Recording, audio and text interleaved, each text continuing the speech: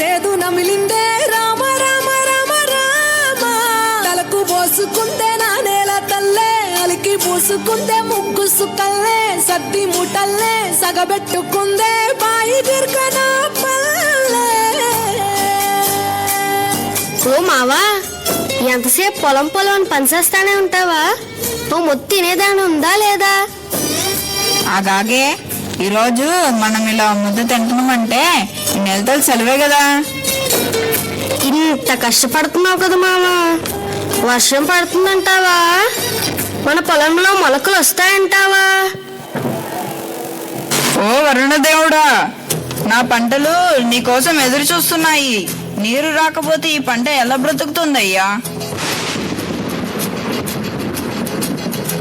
ఒళ్ళు మంటు నింగి ఒళ్ళు విరిగెను కట్టి పరగతోన జడారి కళ్ళు తెరుచుకున్న వేళన చినుకు పూలవాన సముద్రమెంత దాహమేస్తే వెతికెను ఊట బావినే శిరస్సు పంచి శిఖర మంచు ముద్దిడె మట్టి నేలనే. అయ్యా, మన పంటలో మొలకలు వచ్చినట్టున్నాయి చూడు. నా పొలంలో మొలకలు వచ్చాయి. పదర పదర పదరా నీ అడుగుకి పదును పెట్టి పదరా నీ అడవిని చదును చెయ్యి మరి వెతుకుతున్న సిరి దొరుకుతుంది కదరా. పదర పదర పదరా ఇప్పుడమిని అడిగి చూడు పదరా చిగిలు పనులకు ఎక్కడను ప్రశ్నలన్నిటికీ సమాధానమిదిరా.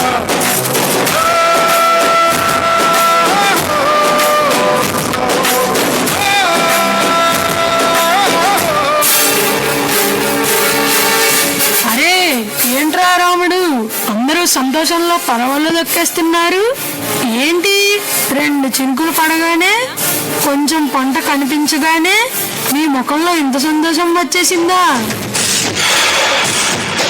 ఒకే కదాలు పీకేస్తే పీక కోస్తా. వచ్చారయ్యా, కాసేపు కూడా సంతోషంగా ఉన్నాడు. ఏంటయ్యా ఇలా వచ్చారు? అరే ఈసారి మీ పంటని నాకు అమ్మమని చెప్పడానికి వచ్చా. లేదయ్యా, ఈసారి మా పంటని మేమే పట్నంలో అమ్ముదాం అనుకుంటున్నాం. ఎందుకంటే మీరు మాకు చాలా తక్కువ సొమ్ము ఇస్తున్నారు. మేమే అమ్ముకుంటే రూపాయి ఎక్కువ వస్తుందని. ఏటేటి, పట్నానికి వెళ్ళి పంట అమ్ముతావా? నన్ను కాదని నీ పంటని ఎవరు కొంటారో?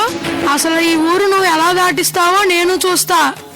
రేయనక పగలనక ఎండనక వాననక వాగనక వరదనక కోడి కూత కుయ్యగానే నాగలెత్తి పొలం చేరి సాలు పట్టికొండ్ర వేసి దుక్కి దున్నితుగా లేచి నీరు పెట్టి దమ్ము చేసి విత్తు నాటి పైరు పెంచి పస్తులుండి పుస్తలమ్మి మందు జల్లి కలుపు తీసి కాపు కాచి కోత కోసి కుప్ప నూర్చి బస్తాకెత్తి బారుగాలం రైతు బిడ్డ నెత్తురంత చెమట చేసి వెనకేసిన సొమ్మని వెనక్కి తిరిగేలోపు కాజేయడానికి నీకెన్ని గుండెలు.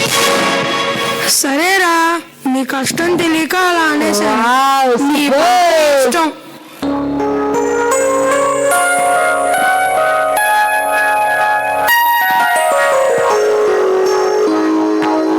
నాన్న, సంక్రాంతి దగ్గరికి వచ్చేస్తుంది. నాకు కొత్త బట్టలు కొనిస్తానన్నావు. నా కాలేజ్ ఫీజు కూడా ఇంకా కట్టలేదు నాన్న. నాన్న నాన్న నీకు ఒకటి తెలుసా? మొన్న జరిగిన ఎగ్జామ్స్ లో నా క్లాస్ ఫస్ట్ వచ్చింది నాన్న. అవునా బంగారు తల్లి, నాకు తెలుసమ్మా. నువ్వు బాగా చదివి పెద్ద డాక్టర్ అయ్యి మన ఊరికి మంచి పేరు తీసుకొస్తావని. ఇక తండ్రి కూతురు కబుర్లు అయిపోతే వచ్చి పడుకోండి. పొద్దున్నే బేగాలేసి పొలానికి వెళ్ళాలి కదా.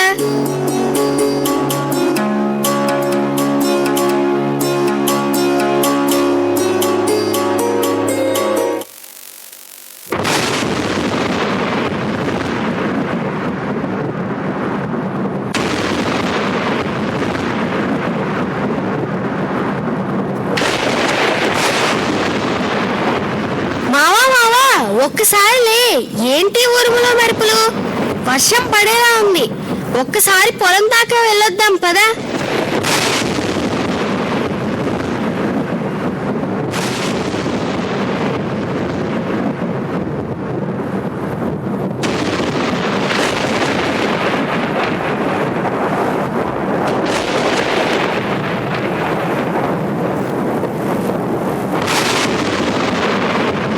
అమ్మో, నా పొలం మొత్తం మునిగిపోతుంది. ఎవరైనా వచ్చి నా పొలాన్ని కాపాడండి, ఏదో ఒకటి చెయ్యండి. అయ్యో, నా పొలం మొత్తం మునిగిపోయిందే. నీరు నీరు నీరు రైతు కంట నీరు చూడనైన చూడరెవ్వరు గుండెలన్ని బీడు ఆశలన్ని మోడు ఆదరించు నాథుడెవ్వరు. ఒకప్పుడు రైతు ధైర్యంగా బతికేవాడు, కానీ ఇప్పుడు రైతు భయంతో బతుకుతున్నాడు. పంట వేయాలంటే నీళ్లుంటాయో లేదో భయం, నీళ్లుంటే పంట చేతికి వస్తుందో లేదో భయం, పంట చేతికొస్తే దాన్ని ఎలా కాపాడుకోవాలని భయం. అదే భయంతో తను అనుకున్న ధర వచ్చినా రాకపోయినా వచ్చిన ధరకే తన పంటను అమ్మేసుకుంటున్నాడు.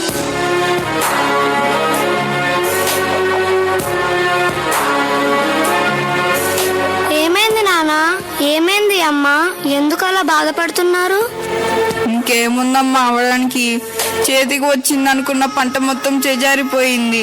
ఈ పొలం మీద ఎన్నో ఆశలు పెట్టుకున్నాను, కలలు కన్నాను. ఇప్పుడు అవన్నీ నెరవేరేది ఎలా? నేను డాక్టర్ని చేసేది ఎలా అమ్మా? నాన్న, నీ కష్టాలు తీర్చడం కోసం వ్యవసాయాన్ని అభివృద్ధి పరిచే కొన్ని కొత్త పద్ధతులను నేను చెల్లి కలిసి తెలుసుకున్నాం నాన్న.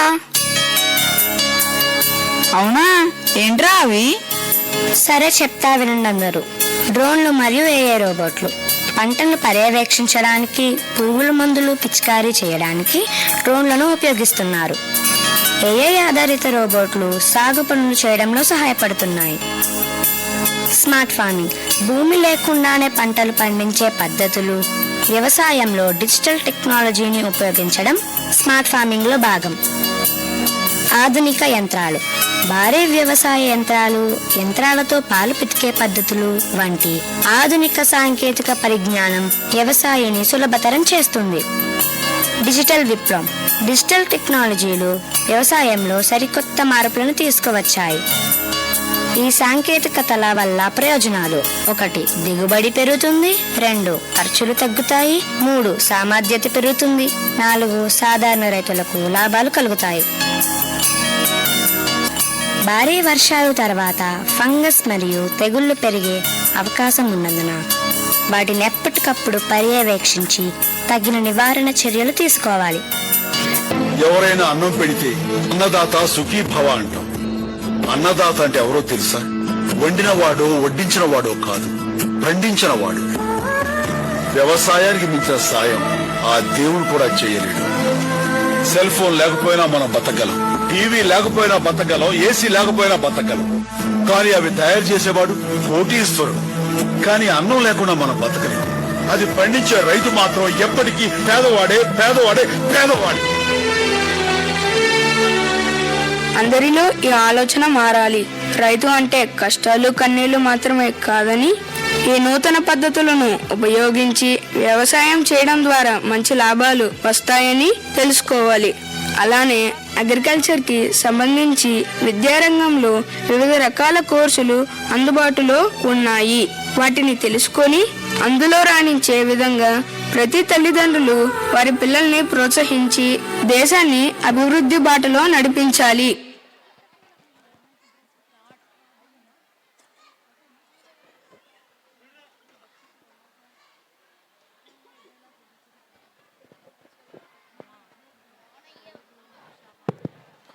ఇదంతా మీకెలా తెలుసు? మీరు చెప్పిన తర్వాత నాకు కూడా రైతు ఒక విలువ గురించి తెలుసుకోవాలనుంది. మీరు ఎక్కడ తెలుసుకున్నారో నాకు చెప్పగలరా? చూడండి, వ్యవసాయం అనే పదంలోనే సాయం ఉంది.